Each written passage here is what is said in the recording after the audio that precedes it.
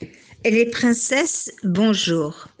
Alors dédions ces paroles de Torah à la gloire d'Akadosh Baruch Hu, la Geoula Berachamim, et à la réfoua Shelema rapide de Yosef Chaim Shalom ben Sarah, Simona bat Esther, Shalom ben Rachel, Lucien Nessim ben Jermoma, Avraham ben Rachel, à la protection de tous les chayalim du Ham Israël, à la libération immédiate des otages et de tous les malades du peuple d'Israël, dont Maoz ben Varda, un soldat blessé.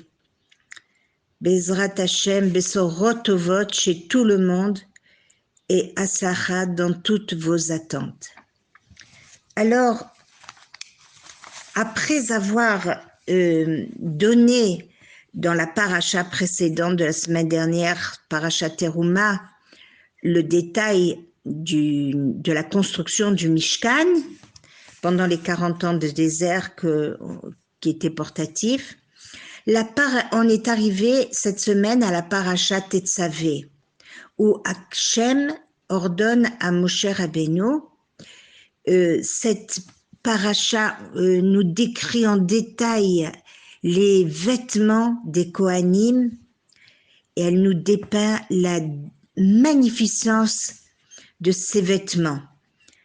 C'est la seule paracha où le nom de Moshe Rabbeinu, depuis Bereshit jusqu'au dernier livre d'Evarim, où le nom de Moshe Rabbeinu n'est pas mentionné.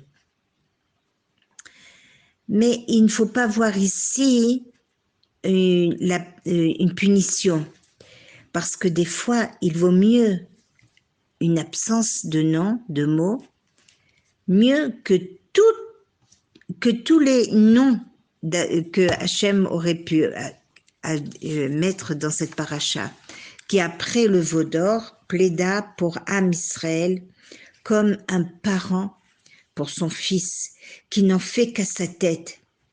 Et le père dit, c'est vraiment un garçon très bien.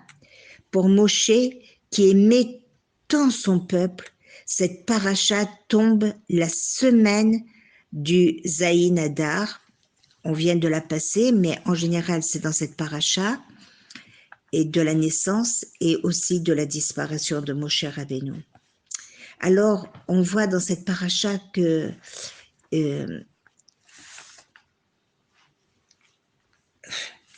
en vérité, on ne sait pas par quoi commencer parce qu'il y a tellement à dire. Et elle est vraiment, chaque mot correspond, chaque objet du Mishkan est chargé de sens et de morale. La Ménorah, la lumière sacrée de la Torah qui éclaire tout le monde. L'huile pure nous enseigne que notre étude de la Torah doit être pure. Le matériel, la méthode nous assure que la Ménorah brûle avec éclat, s'assurer que nos élèves comprennent la leçon. L'emplacement placé dans la Ménorah à l'extérieur rappelle que la lumière éternelle de la Torah dirige nos vies, brille dans tous nos foyers et sur notre lieu de travail. Là où l'on est, la lumière de la Torah éclaire notre chemin, nécessaire pour notre énergie, redonne l'espoir et nous guide, illumine notre esprit, nos cœurs, nos âmes avec la lumière éternelle. 4 vêtements seront portés par le simple Kohen lorsqu'ils accomplissent leur service et 8 vêtements par le Kohen Gadol. L'uniforme pour le soldat ou le policier ou la blouse blanche pour le médecin. Il y a une nette différence entre le jean et une tenue habillée, entre l'habit décent et indécent. Ce que l'on porte influence notre vie et même notre conduite. Alors, chaque vêtement du Kohen Gadol, qui chaque partie contient un enseignement, un but, ou mechaper, se faire pardonner, rappelle au peuple sa mission divine, l'alliance conclue au Sinaï, car nous sommes des Memlachet Kohanim, un royaume de prêtres, et nous avons notre propre uniforme. Dans la kippa, les tzitzit, les tfilines, des vêtements décents, le kissoui pour la femme mariée, c'est notre responsabilité, notre lien à notre Torah Kedusha. C'est une des raisons pour laquelle nous avons mérité la délivrance, la Géoula de l'Égypte. Fut que nous n'avons pas abandonné, et ce jamais, notre manière typiquement juive de nous bénir, de nous vêtir. Les clochettes sur les vêtements du Kohen Gadol nous apprend sa présence. De même, nous ne devons pas surgir dans une maison ou dans une chambre pour ne pas surprendre qui est là. Les corbanotes, racines karov, se rapprocher pour bâtir réellement une relation. Le korban, le sacrifice, est une condition préalable et s'applique à la relation envers Hachem et envers son prochain. Noten Nathan, donner, celui qui reçoit, aussi bien le mot Nathan, aussi bien à l'endroit qu'à l'envers, dans les deux sens. Avec la Megillah de Purim, on voit que Esther et Mordechai sauvèrent le Ham Israël. Et quel est le secret, quel est le miracle? Par le sacrifice, le don de soi. Rassemble tous les Juifs, dit Esther, et jeûnez pour moi 3 jours et 3 nuits. Puis elle se mit en danger, se présentant sans être appelée pour plaider la cause de son peuple, sachant qu'elle encourait de mourir. C'est parce qu'elle était prête à donner sa vie qu'elle réussit dans sa mission. Mordechai aussi se mit en danger en refusant de s'incliner devant Aman. Il revêtit un cilice et poussa le peuple juif tous à percer le ciel par leurs cris et leurs prières. Même les écoliers avec les cilices et leur demande de jeûner, prier, d'étudier la Torah. Les enfants versèrent des larmes, ces larmes mêlées à leurs prières et atteignirent le trône divin. Pour les Haman de nos temps qui prévoient d'effacer Israël de la carte à l'image d'Esther et de Mordechai, exemple à suivre, nous tourner vers Hachem en tfilot, teshuva.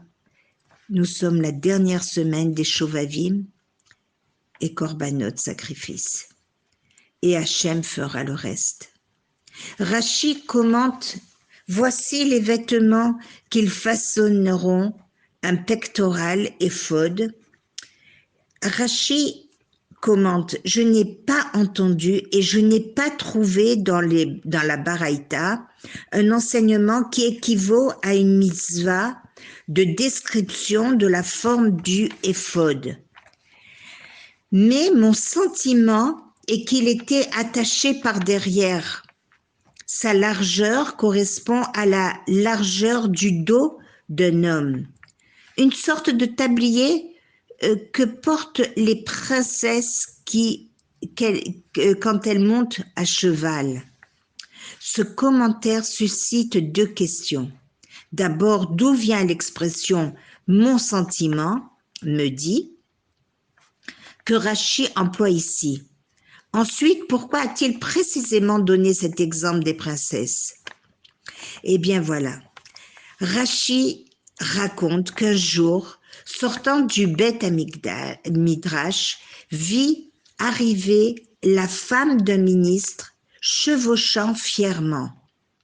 Il en fut contrarié, car il se demandait comment son regard si pur et si préservé avait pu rencontrer une scène, certes insolite, mais qui, de surcroît, choquait les lois de la pudeur. Plus tard, alors qu'il faisait de gros efforts pour comprendre et expliquer le façonnage du éphod, il comprit cette rencontre avec la princesse n'était pas fortuite. Elle lui était envoyée min hashamayim du ciel, afin qu'il puisse voir cette sorte de tablier qui lui permettait de décrire alors le mode de confection du éphod. Une petite explication aussi, le Yehudi est comparé à l'huile et pas n'importe laquelle, l'huile d'olive zar pure. La spécificité de l'huile, c'est qu'elle ne se mélange pas. Comme le bouchon de liège remonte à la surface, le Yehudi qui tombe, chute, dégringole, spirituellement, remonte toujours à la surface. Rechercher Hachem et faire teshuva comme l'huile. C'est le kohar de Am Israël. Valoriser la moindre action du plus ignorant au plus éloigné, la pureté du cœur et les intentions valorisent chaque mitzvah de chaque juif et ainsi nous mériterons bracha et aslacha. L'histoire d'aujourd'hui, c'est celle d'un non-juif passant un jour à proximité d'un beth à Knesset. Il entendit s'élever la voix d'un rebbe, un enseignant aux enfants, sur la paracha Tetzavé. Et il disait, « Voici les vêtements qu'ils feront, entendit-il. Le rebbe dire, un rochen, un éphod, et il énumérait tous les vêtements du Kohen.